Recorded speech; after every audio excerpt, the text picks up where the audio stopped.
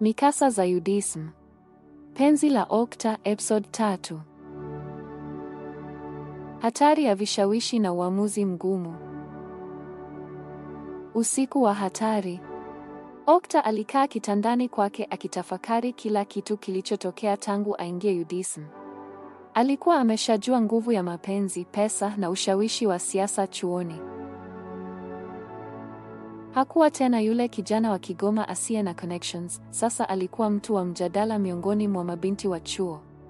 Lakini kulikuwa na jambo moja lililomtatanisha zaidi. Sasha.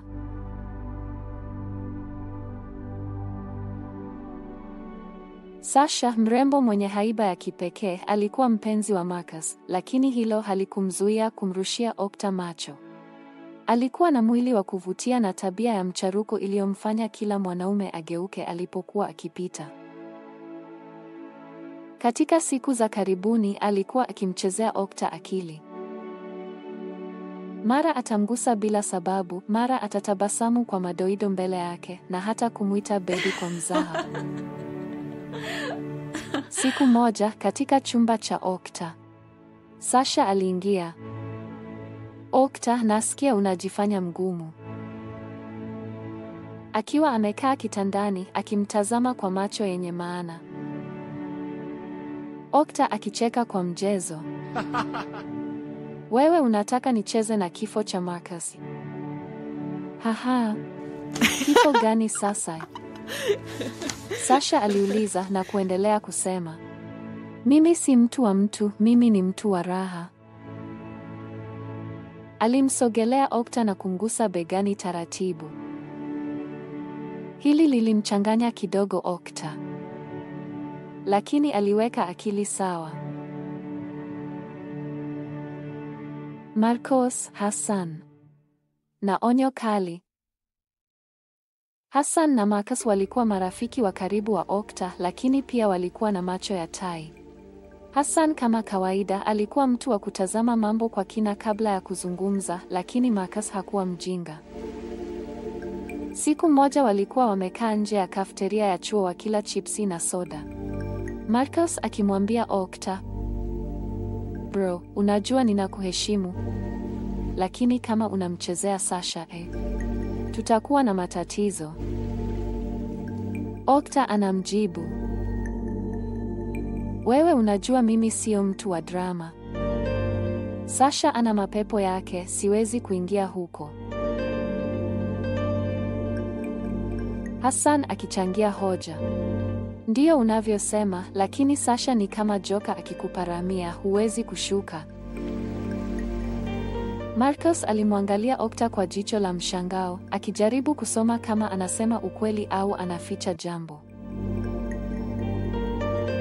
Kath na Angel wanapanga mtego. Wakati huo huo, Kath na Angel walikuwa wameanza kuhisi kuwa wanapoteza nafasi yao kwa Okta.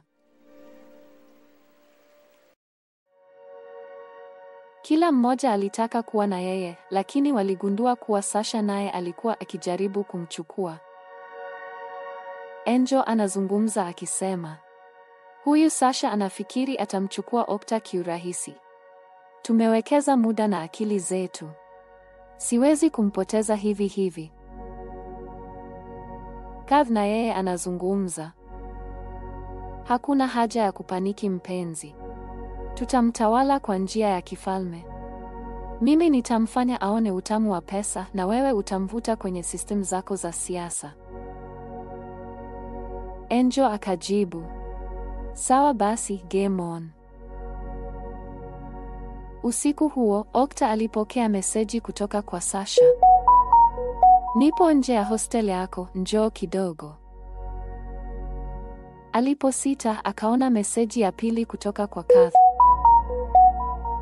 Na kusubiri VIP lounge ya chuo, tunahitaji kuongea kitu serious. Na mara hiyo hiyo, Angel naye akatuma meseji. Kesho kuna kikao cha viongozi wa wanafunzi na kuingiza ndani ili upate future kubwa. Amua leo. Okta alibaki ameshika simu, akijua kwamba mchezo umebadilika.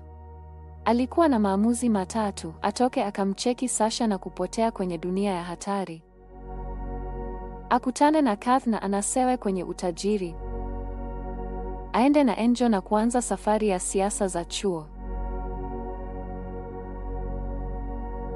Moyo wake ulidunda kwa kasi. Huu ulikuwa uamuzi wa hatari. The end of episode 3, episode 4 loading. Bro, sasa mambo yamepamba moto. Sasha anazidi kumvuruga Okta wakati Kath na Angel wanapanga njama. Marcus naye yupo macho. Twende kazi. Episode 4 itakuwa moto zaidi. Usisahau kusubscribe, kulike na kubonyeza kitufe cha kengele. Channel yetu ya Okta Series Zone ipo kwa ajili yako. Kwa wale wanataka kujiunga na magroup yetu kwa updates tofauti tofauti, ni texti WhatsApp kwa nambari 0714 40 89 72 au 0754 40 80